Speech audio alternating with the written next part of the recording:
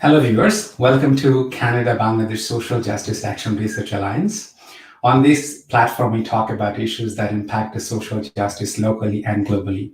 We try to build a conversation around the scholars of the world to build a global solidarity so that we can actually use this conversation to promote the rights of some of the most marginalized groups to have meaningful conversation. Today, we have with us Professor Noam Chomsky, who does not need any introduction. I am equally excited and at the same time nervous to have this conversation. Our conversations will mostly center around the issues of Bangladesh. I have, quite a few questions, and they mostly center around Bangladesh, but also issues, that impact the whole world. So the conversation that we're starting on is that neoliberalism and its impact on countries like Bangladesh. So I'll first say, Professor Chomsky, thank you very much, taking some time to have this conversation with us. Be very pleased to be with you. It's a privilege. Thank you, Professor. The first question that I have for you is that Bangladesh is a victim of neoliberal violence when it comes on the front of climate injustice. Millions of people are infected by climate injustice in Bangladesh, but you don't see the reports in Western media. Natural disasters have displaced Bangladesh, by millions. Every day in Bangladesh, about 50 children drown and die. We are not responsible for this. But we are the victims of this climate injustice. How do you view this, and what do you have to say to people in Bangladesh and also to people in America? Well, the environmental minister for Bangladesh some years ago pointed out that Bangladesh is the victim of, first of all, the neoliberal assault, but then an assault going back hundreds of years when the British, Robert Clive, arrived in East Bengal in the 18th century. It was the richest part of the world. When he got to Dhaka, he couldn't believe the wealth and opulence of cultural and material richness of the place where he had arrived. England was far behind. In fact, India and China at that time were the centers of commerce, manufacturing, general culture, and so on. The other area, when there's another area that was similar to, namely, the island of what is now Haiti and Hispaniola. When Columbus arrived there, the wealth of the island just astonished them, and it became France's richest colony, source of maybe 20% of France's wealth. Well, those two places are interesting because after a couple of hundred years, they became the very symbols of despair and hopelessness, which is a dramatic illustration of the effects of colonialism. Now, it's become much worse in recent years because of the neoliberal attack on general populations has hit Bangladesh particularly hard. So to go back to the environmental minister, he said, look, you have done this to us. Now you have the responsibility to you can't compensate for your crimes, but at least you can absorb the populations which will have to flee from the results of the devastation you have caused. Well, unfortunately, the chances of that happening are not high given the moral level of the rich countries, but the principle is correct. At the very least, a major effort should be made to assist Bangladesh in trying to deal with the crises that are coming. That in general, quite apart from Bangladesh, for the entire world, unless much more serious efforts are taken to deal with the impending environmental catastrophe. All of human organized society will not be able to survive. But assuming that those steps are taken, there are measures that could be used to protect Bangladesh from the worst impacts of the environmental crisis. And that will mean substantial funding from the West, which is morally justified and economically quite possible.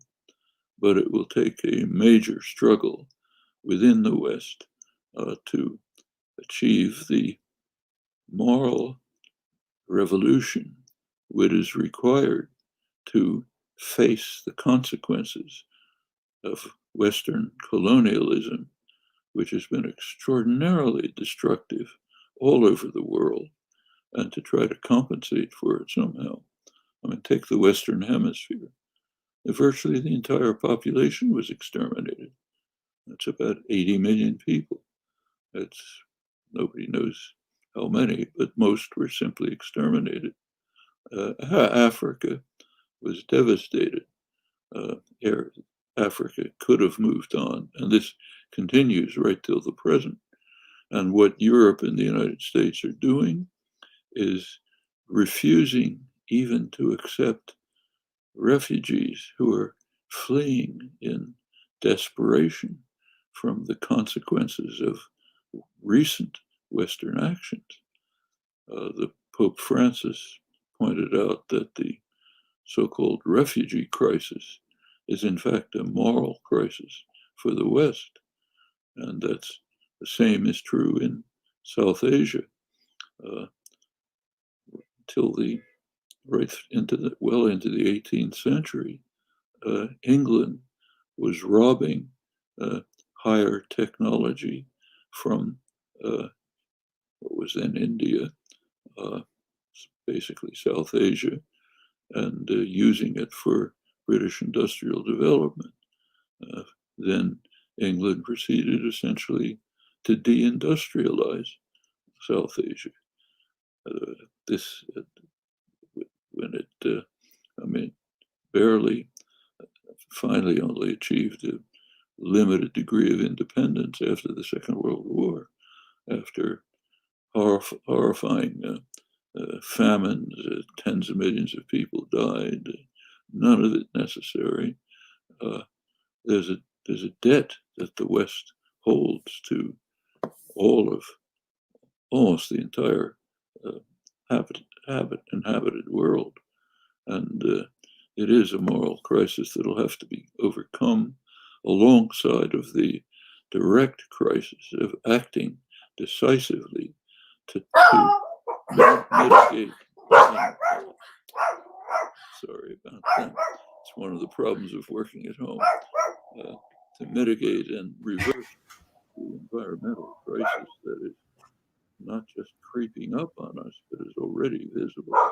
If it's not controlled within the next 1 or 2 decades, it'll be irreversible. So humans are at a point of human history which has never existed before. The current generation will have to determine whether human life on Earth can persist in any recognizable form. Large areas of the world are simply going to become uninhabitable on its present course. Let's take South Asia. The temperatures are already rising to 50 degrees Celsius in areas where people don't have air conditioning to retreat to and won't. Water supplies are seriously endangered. India, hundreds of thousands of people already don't have potable water. As the glaciers melt, the rivers decline, the countries will be facing the increasing drought. The monsoon is irregular, cyclones, extreme weather events. Even drinkable water won't be available. And we have two nuclear-armed states in South Asia. Another one just north, China, is going to face its own environmental problems, very serious. That's three nuclear-armed states, which will be competing for diminishing resources. The consequences are unimaginable. So they're very serious questions coming. There are answers to them. Fortunately, we have another decade or two in which we can deal with these crises, but there isn't any time to waste. Yeah, in regarding to the time that you mentioned in terms of like, and thank you very much, like, actually bringing in the British colonial domination and exploitation, and recognizing the fact that Bangladesh was the richest part in the country, because particularly we having the colonial legacy and the kind of education that we go through, it's very, the discourses are very colonially produced. We read, we grew up reading that Columbus was a great man. If we are fortunate, go on studying social science later in life, we realize the truth when you read, by scholars like Howard Zinn. Well, the Nobel laureate economist of Bangladesh, Professor Yunus, has said from 2020 to 2030, the decade of last chance. Now, I'm going to place this in terms of climate crisis and refugee crisis in Bangladesh. That when I see people like Greta Thunberg going to United Nations and holding the state leaders of the world responsible for the devastation, I feel hopeful. But at the same time, help asking this question is that will the world give equal importance to the girls of Bangladesh? According to 2019 UN UNESCO report, about 20 million children in Bangladesh are living under great risk because of this climate crisis, that they're not responsible. In the first quarter of 2019, about 1.9 million people got displaced. And part of the country that I'm from, I just have come to Canada, I'm still in my quarantine. I'll give you a picture is that, next to my village, next to the part of the country where I live, there is a district called Shirazganj, where, a village disappeared in front of the people to the river.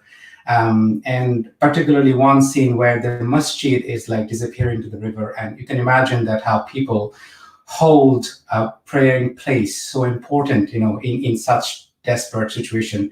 1/3 of the country is underwater. When will the world listen to the girls of Bangladesh who are directly impacted by it? And how is this world stage distributed for hearing voices? Sorry, I didn't understand the question. Could you repeat the last part? Yeah, so when do you think the world is ready to hear the experiences of Bangladeshi girls, who are displaced by climate crisis, like they listen to Greta Thunberg? Well, there are ways to deal with the crisis. That's the important part.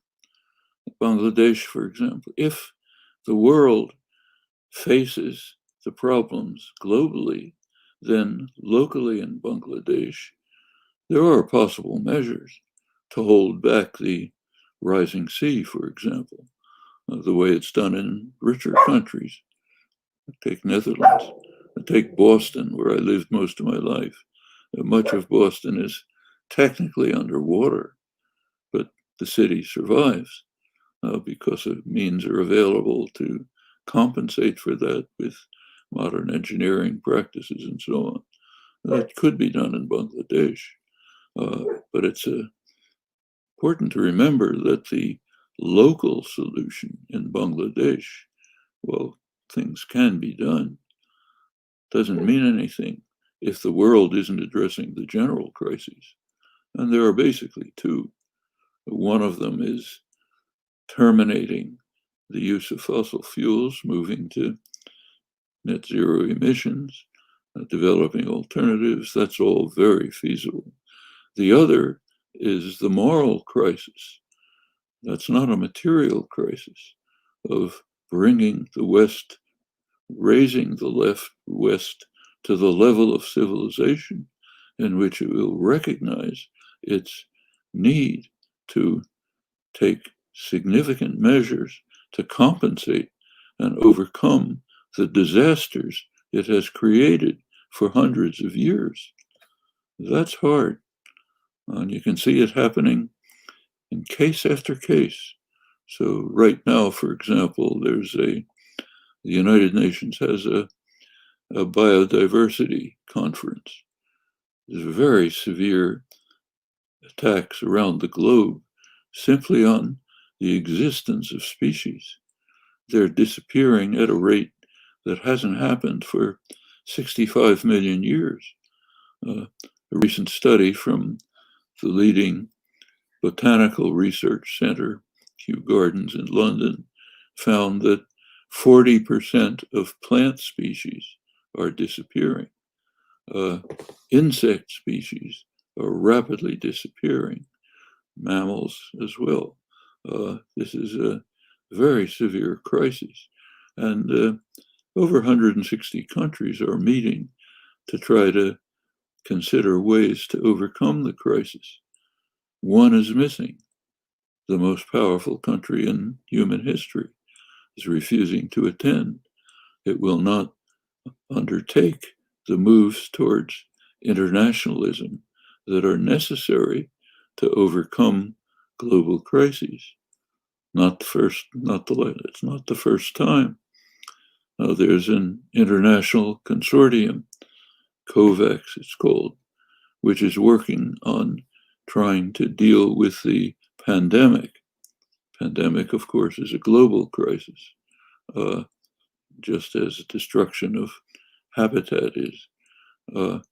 It's the countries, just about every country is working on trying to find ways to cooperate to develop vaccines.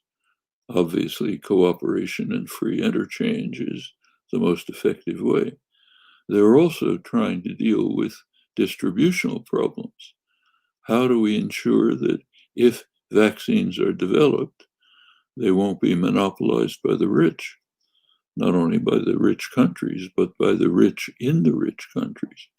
How do we deal with that? One country is missing. The Trump administration pulled out of the agreement, refused to participate. And the reason they gave is that the World Health Organization is participating and that the United States wants to destroy the World Health Organization on completely frivolous grounds. This has to do with Trump's electoral prospects. He has to find a scapegoat for the fact that he's killed hundreds of thousands of Americans through this colossal failure to deal with the pandemic. And his government has now conceded that they can't do anything at all. It's just going to rage. You can't accept the blame for that. So you have to blame someone else. All right, let's blame the World Health Organization and defund them and destroy them and destroy the COVAX conference. Nobody can estimate how many people are going to be killed by these actions. Poor people in Africa, in Yemen, other places, rely on the services of the World Health Organization for survival from many diseases. But when you have a psychopathic autocrat running the most powerful state in history, the world is in serious trouble. And November 3rd, the election day, that will actually be decisive in determining whether the world has much hope in overcoming the crises that it faces, of which we've only mentioned a few. There are others. We're in a unique moment of human history when there is a confluence of crises all at once, all of them severe. The threat of destroying the environment, destroying biodiversity, pandemic, serious threat of nuclear war, the threat of severe deterioration of democracy, seeing it right next door in India, one of the worst places where Prime Minister Modi is simply dismantling the secular democratic system of the largest democracy in the world and turning it into a Hindu nationalist ethnocracy, crushing the hundreds of millions of Muslims, just as is happening in Myanmar. Bangladesh is facing the effects, crushing Kashmir right next door. China has maybe 1 million Muslims in concentration camps, hideous concentration camps. Bangladesh is right at the center of massive crimes against the Muslim population of the world. All of this is one of the major crises that's taking place. It's an astonishing moment in history. Now, we should bear in mind that there are solutions to every one of these crises, but they're not going to be easy to deal with. And Bangladesh, which has been a victim for hundreds of years, happens to be kind of at the epicenter of an array of crises, which it can't solve on its own, but can do what it can domestically and try to deal with the rest of the surrounding world simply to raise consciousness and understanding, the way the environmental minister did in the statements that he made, which unfortunately didn't get enough attention. Yeah, and beautiful. You have wonderfully placed it, Professor Chomsky. I have two like following question that comes here based on what you just have stated. One is the climate crisis in Bangladesh is creating a lot of climate refugees. Now, Bangladesh, according to a data, a Norwegian organization that looks at the internally displaced people in the world, after India, the second country that has the highest number of internally displaced people. Now, if I give you two shocking situation here, is that in 2019, about 60 migrants, Bangladeshi migrants, drowned and died when they were trying to cross from Libya to Italy. And we know right now the right-wing rise in European politics, xenophobic, racist attitude towards people. And also in Bangladesh, when we try to cross border, because of rising climate crisis, first we are met with bullet. They don't want to hear that why this person is trying to cross. That is the kind of crisis that we are dealing with. A leading climate scientist in Bangladesh, Professor Atikur Rahman, in an article in New York Times has said is that Bangladeshis should be able to move to America, these climate refugees, because we are not responsible for it.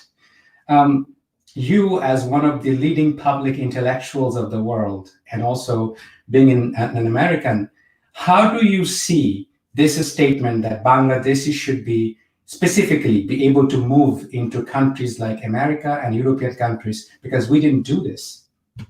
Well, that's basically the statement of the environmental minister that I referred to.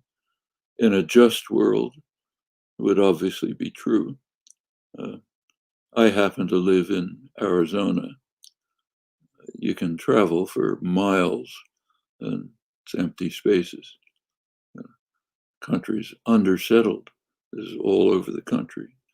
There's 300 million people, but a huge country with massive resources unmatched anywhere.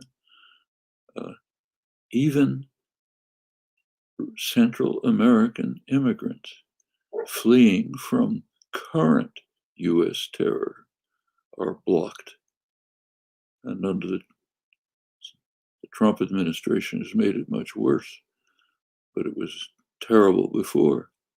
Not far from where I live, half a couple hours driving, children are being isolated in cages, separated from their parents, not given the international legal rights of even to apply for asylum. And the United States is doing what Europe is doing, pushing them away from the borders. It's compelling Mexico to try to stop refugees at the southern Mexican border. Why are they fleeing? Well, in the 1980s, under Ronald Reagan, the United States practically destroyed Central America. It was running terrorist wars, which killed hundreds of thousands of people. It led to maybe 800,000 million widows and orphans, internal refugees, an effort to destroy independence. It left total wreckage. They are also being affected by they are also victims of the climate crisis. Agricultural areas are disappearing. There are areas in Guatemala where there was literal genocide carried out by the government, backed, supported all the way by the United States. This is the Mayan area. People are still fleeing from there to the US border, being turned back, not even permitted to apply for asylum. About the only good thing you can say about it is that Europe is worse. You talked about people dying in the Mediterranean when they're trying to flee to Italy. Well, Italy has a history. It carried out the first major genocide of the 20th century in Libya. Horrifying genocide. Now people are fleeing from Libya. Italy will not permit them to reach its shores. They die in the Mediterranean.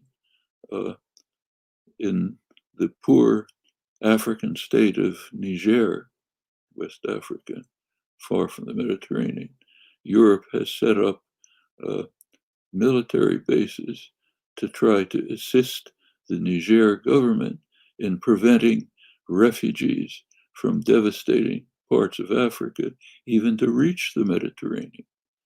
I mean, the same is happening with refugees from the Middle East, where the victims are the victims of Western wars, including the US invasion of Iraq, which spread terror throughout the region and incited ethnic confrontations, didn't exist before, now tearing the region apart.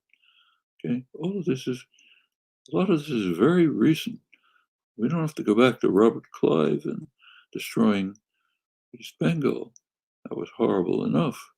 But take the very recent period, maybe the worst atrocities of European imperialism were what the Belgians did in Congo. Congo is the richest area of Africa, one of the richest in the world. Enormous resources, huge country.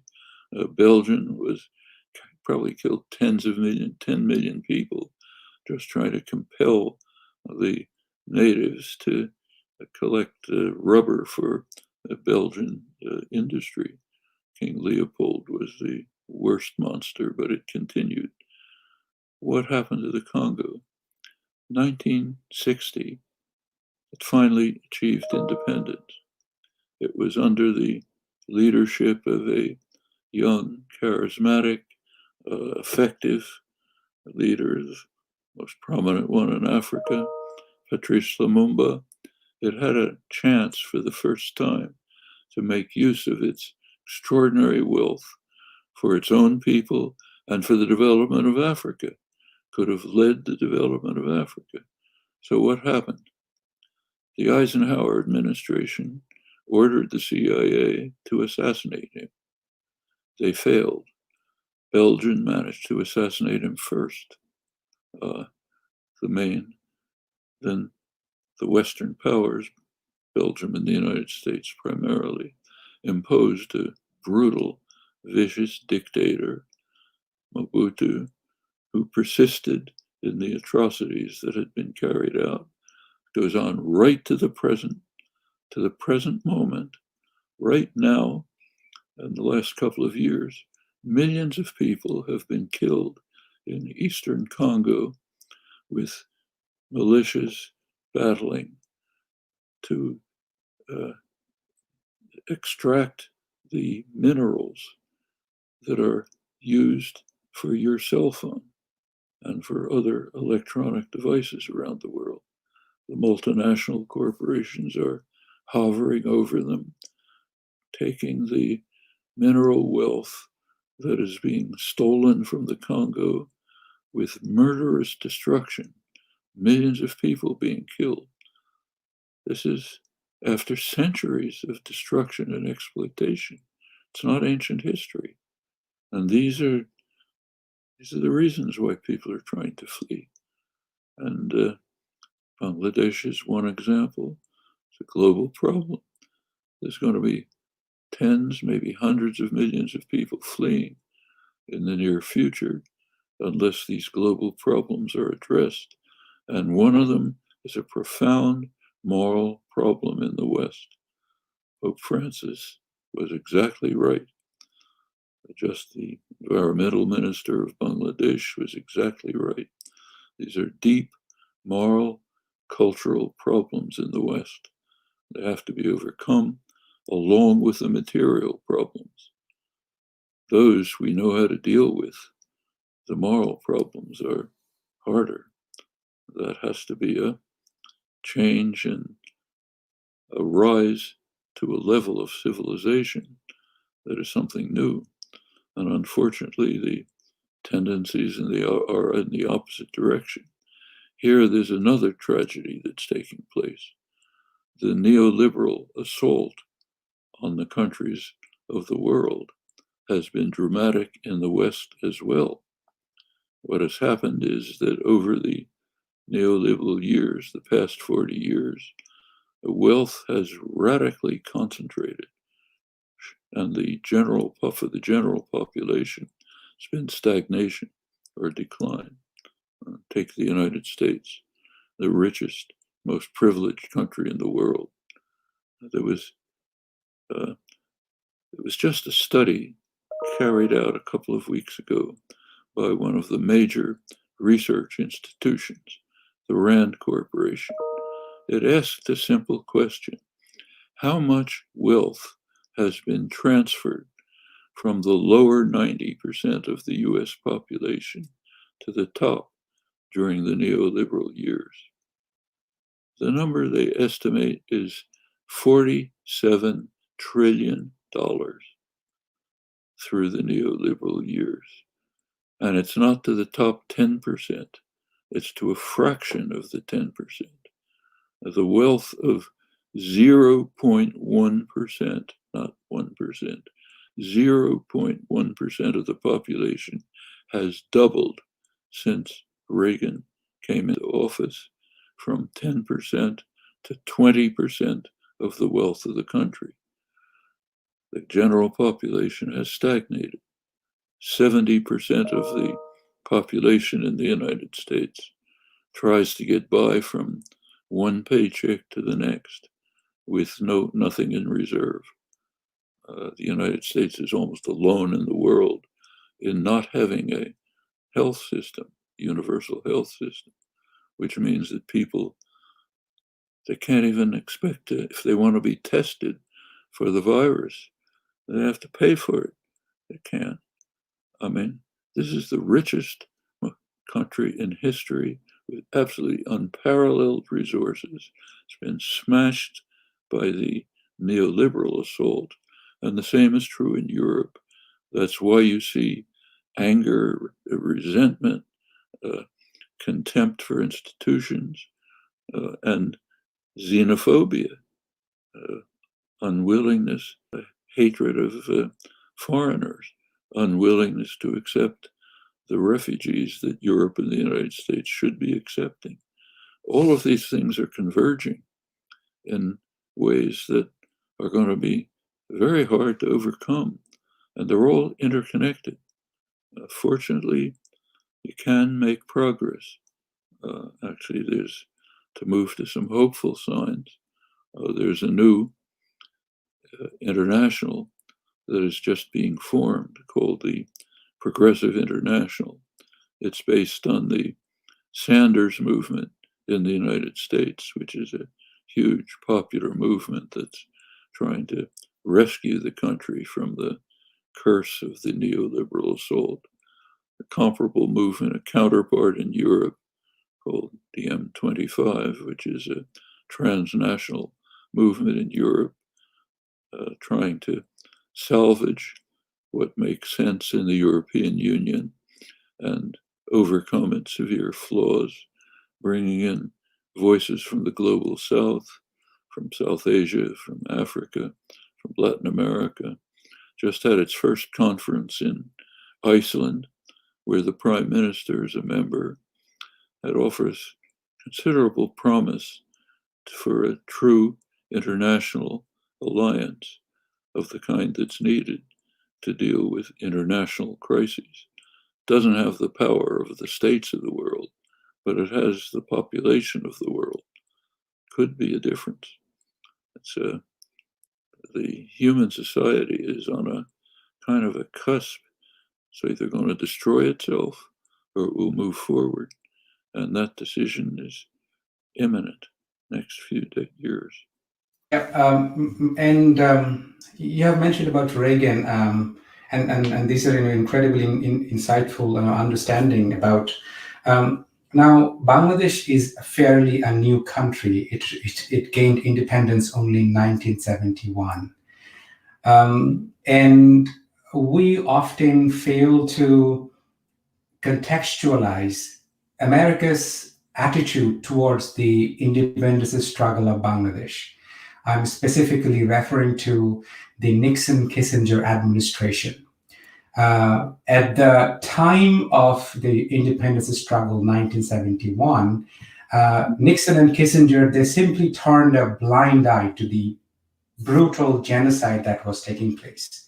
And at that time, the American ambassador to Bangladesh, Arthur Blood, has expressed his political dissent, and said that the US government is turning a deafening silence to not looking at what is happening in Bangladesh. Nixon-Kissinger administration, they destroyed Arthur Blood's career as an ambassador. And I think it was one of the first kind where an ambassador has expressed his dissent in such strongly worded telegram, known as Blood Telegram. There's a wonderful book, it's called Blood Telegram by Professor Gary J. Buss. And subsequently, the tape was published where Nixon and Kissinger, their telephone conversation, how Nixon's despicable racist attitude towards Indians, was published. How do we Bangladeshis relate to America's role in the independence of Bangladesh and how we relate to it now? It was a hideous crime, and remember the reasons. Kissinger severely threatened India for daring to try to rescue people who were being massively slaughtered. What was the reason? Very simple. Kissinger was hoping to have a public relations triumph. He was secretly working with Pakistan to arrange a meeting in China to further détente. He wanted it to be secret so that when it occurred, it would be very exciting. He would be praised for his magnificent diplomatic achievement. And in order to preserve that public relations moment, he was willing to see millions of people slaughtered in what's now Bangladesh. It's, one of the most shocking moments of history. Not just the horrors that happened, but the reasons for it. He's now honored in the United States. It's not the only case. He is the author of probably the most extraordinary statement in the order, military order, in the archival record when the Nixon administration decided to bomb Cambodia around the same time, 1970. Kissinger was given the order to tell the US Air Force to bomb Cambodia. And here are his words: massive bombing campaign in Cambodia, anything that flies against anything that moves. Anything that flies against anything that moves. I mean, you can't find that in the Nazi archives, literally. They did it. They devastated Cambodia. One of the things they did was create the Khmer Rouge.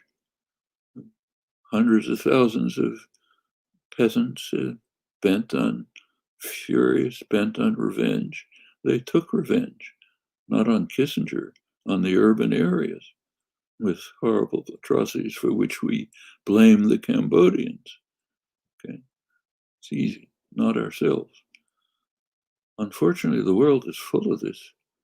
And one of the good things is, in the West, at least, there's a beginning of facing some of it. Like, take the George Floyd protests in the United States.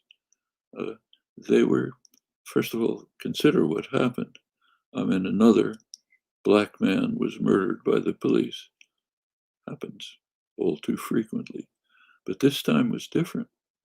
It led to a huge popular uprising, the biggest social movement in American history, which had enormous popular support. About 2/3 of the population supported it. That's higher than the support that Martin Luther King ever achieved. And it was black-white solidarity, people working together, positive programs. It didn't happen just like that. It happened from years of working to develop understanding, consciousness, willing to face the horrifying crimes of 400 years of vicious repression of the Afro-American population, stolen from their homelands, kidnapped, 10 millions died at sea, went into the most vicious system of slavery in human history, which is a large part of the basis of the wealth of the United States and Britain. Cotton was the oil of the 19th century, cheap cotton. Now, finally, after 400 years, the beginnings of facing what happened and leading to a strong white backlash. Trump's popular base is founded in ideals of white supremacy. We have to block the facing of this atrocity and block immigrants. That's the source of his support, primarily among men. His overwhelming support among men in white, rural, Christian, heavily armed, traditional America. That's a cancer that has to be wiped out. It's not going to be easy. There's similar things in Europe with the rise of the far right. A lot of it is the consequence of the neoliberal assault. One of the things that it did in the United States, and here we can blame not just Reagan, but Clinton, Bush, Obama, all of them, is it established an international order based on rights of investors, forgetting entirely the rights of working people. Take a look at the World Trade Organization. It's an investor rights agreement. Offers nothing to people. It's radically opposed to free markets. There are huge patent monopolies given that never existed in the past. If they had England and the United States wouldn't have developed. England robbed higher Indian technology to develop. The United States robbed higher British technology. That's the basis for their development. Now it's blocked. Economic history, it's called kicking away the ladder. First, you climb up the ladder by robbing others. Then you kick away the ladder so that they can't rise up. This means, one thing it means in the United States is that people can't afford drugs because the World Trade Organization provides patent rules which give the drug companies monopoly pricing rights so they can raise drugs to the stratosphere. A drug can cost 1,000 times as much as it would take to make a generic. Can't do it because of the investor rights agreements. The effect on the rest of the world is much worse. But what it means for the industrial heartland in the United States is destruction. And that leads to fear, anger, resentment, the rise of poisonous tendencies like white supremacy and racism and xenophobia. These things are all interconnected, and you have to dismantle all of them. It's a nexus of crimes that has to be taken apart.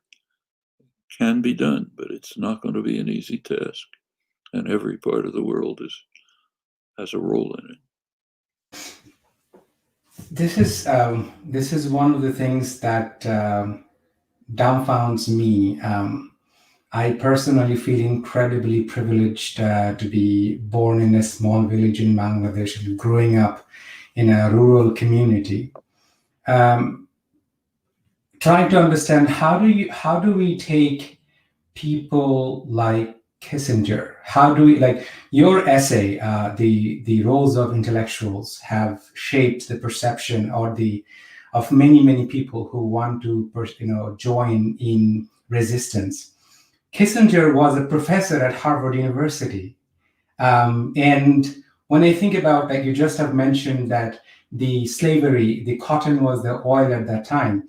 I taught economics for almost 20 years. And I think about it is that when I was teaching economics in high school to my students, I was teaching that the British curriculum, of course, is that the advantage of, market economy, all the good things, the structural adjustment policies bringing. And you see Nobel Prize winning economists like Milton Friedman saying that the economic progress of America had nothing to do with, slavery. It had nothing to do with, brutal exploitation of, colonialism. Instead, sort of like colonialism has done favor to parts of the world that was stagnant. We grew up reading scholars like Milton Friedman, or particularly Karl Marx. Help us, giving us some guideline that how do we approach this intellectual giants established in academic circles like Kissinger, a murderer, I know, an architect of genocide. We read people like Milton Friedman. How do we approach these intellectual giants and look at them critically, not accepting what they're just saying, for its face value? Well, first of all, we should be careful about the phrase intellectual giant. I'll tell you an anecdote. In the 1960s, before Kissinger had risen to great heights, he was a professor at Harvard teaching foreign policy, international affairs. I was teaching undergraduate courses at MIT, right down the river from Harvard, courses on American history, international affairs, and so on, things I write about. I tried to use Kissinger's academic essays, not the ones he's famous for, the academic essays on American history. The undergraduate students at MIT were rolling in the aisles. They couldn't believe the stupidity of what he was writing. I had to stop using it. I'll give you the lead example. This is the great professor at Harvard. One of his articles, you can look it up in his book on American foreign policies back in the 1960s. He has an article called The Statesman and the Prophet. And what he argues is he's trying to look very deeply intellectual and so on. So he says the real problems of the world are not war and genocide and famine. Those are superficial problems. The real problem, he says, is a divide between the West and everyone else. The West underwent the Newtonian revolution and understands that there's a world independent of the person. The rest of the world hasn't understood this yet. So we are trying to send a message to the Vietnamese. We bomb them and tell them to let us take over, but they don't understand. They probably think it's a headache. They don't know that there's a world out there separate from them. You can't ask MIT students to read this, and they don't even think it's a comic strip. It's impossible. You have to be really brainwashed deeply to be able to read this and not break out in laughter and ridicule. The intellectual level is nothing very much. We're talking about very mediocre individuals who do understand power and know how to serve power and to work for it. Kissinger understands very well. He once made a comment about what are called policy intellectuals, the intellectuals who make it into the centers of power, give advice, and so on. He said their role is to translate the wishes of the powerful into actual policy. That's it. We're the servants who serve the powerful. We shine their shoes, and we take what they tell us and we turn it into something that can be applied. So if Nixon wants to bomb Cambodia, I send the order saying anything that flies against anything that moves. If Nixon wants to make a breakthrough with China and make it exciting, I decide to murder huge numbers of people in Bangladesh because that's what's important. And that's the role of the intellectual, according to Kissinger. He's not alone. Let's take Milton Friedman. In 1981, Milton Friedman wrote a very crucial article, which is one pillar of the neoliberal assault. Let's remember what was happening then. Ronald Reagan, Margaret Thatcher decided to shift. They didn't decide. The corporate sector decided and told them, we are going to shift the nature of the economy. There had been a kind of social democratic economic system which was working very successfully, but there was not enough profit. Workers were getting too militant. We had to change things. So then comes neoliberalism. What is it? Very simple. Reagan, in his inaugural address, announced the government is the problem, not the solution. What does that mean?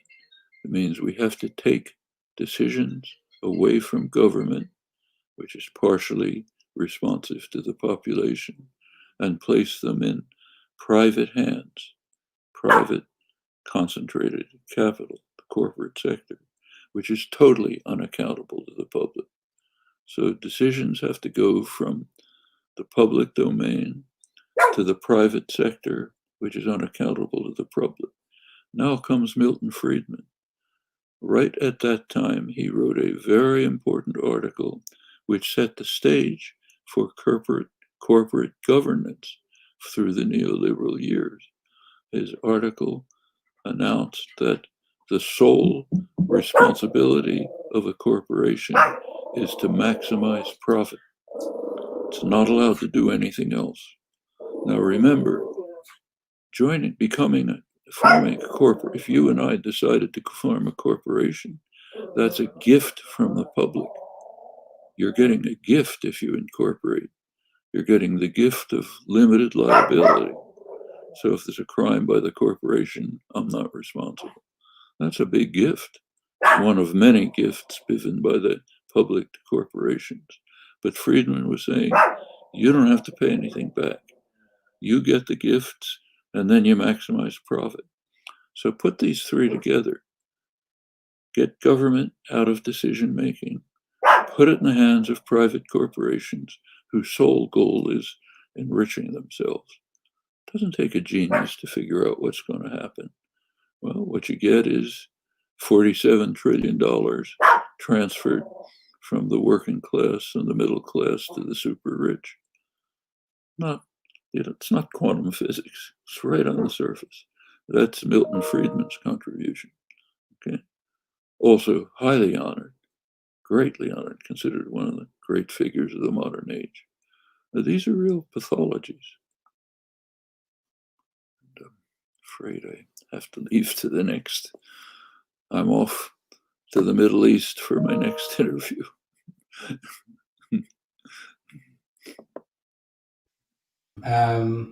I just had one last question, that was asked by one of my professor from Bangladesh, a very respected, anthropologist, that both UK and USA are responding to COVID-19 in a neoliberal mode.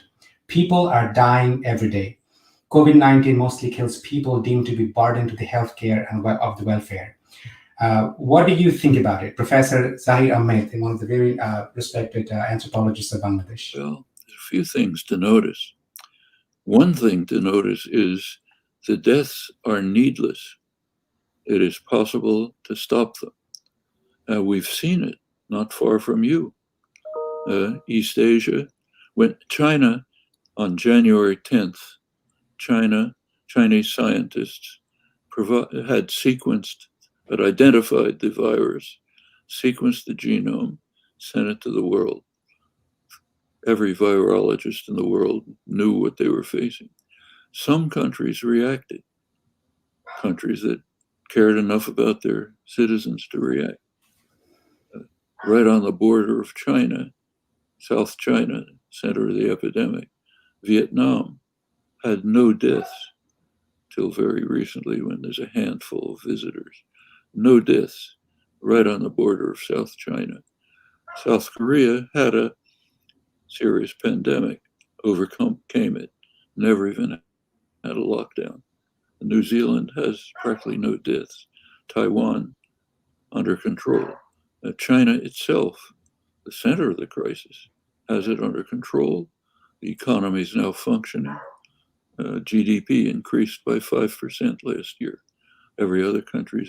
Almost every other country's in recession. Africa, which is not the richest place in the world, overcame it. They began to react immediately.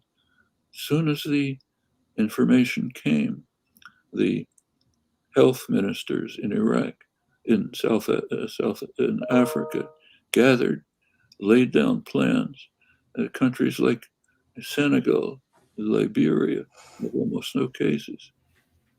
Poor, backward countries. The rich countries can't do it. It's not because of lack of resources, lack of information. It's because of social and political pathologies. Back to the crisis, yes, it can be overcome. Now just take a look at the number of deaths.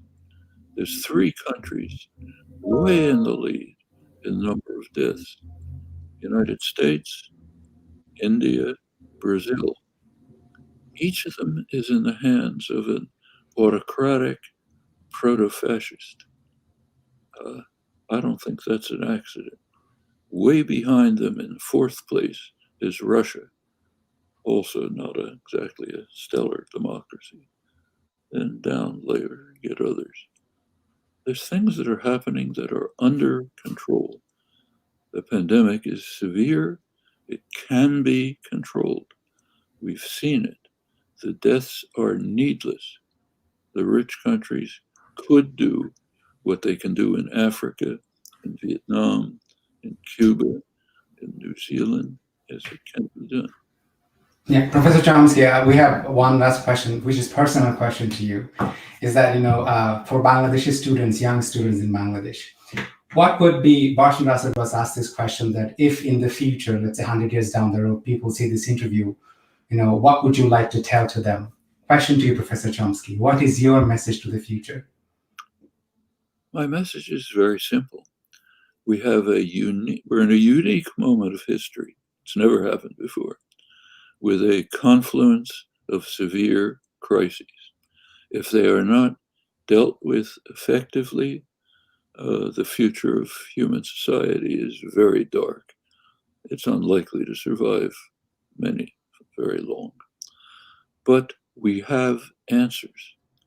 Every single question has an answer. And it's been given.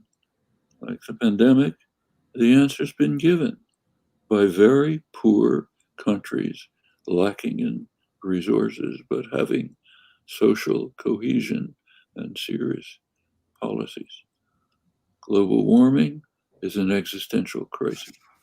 The means to deal with it are feasible, have been worked out in detail, very persuasively, can easily be handled within the means available. Nuclear war can be ended, the threat, by easy means. The destruction of democracy can be reversed. Every crisis we face can be overcome. It's not going to happen by magic. It's going to be take the dedicated engagement on an international level. All of these crises are international. They have to be dealt with by a world community that's committed to it. That can be achieved, but it's going to be a major struggle. Thank you so much, Professor Chomsky, to take us some time in the midst of your very busy schedule. We look forward to have future conversations with you. Thank you very much. Have a wonderful day. Thank you very much. Bye-bye.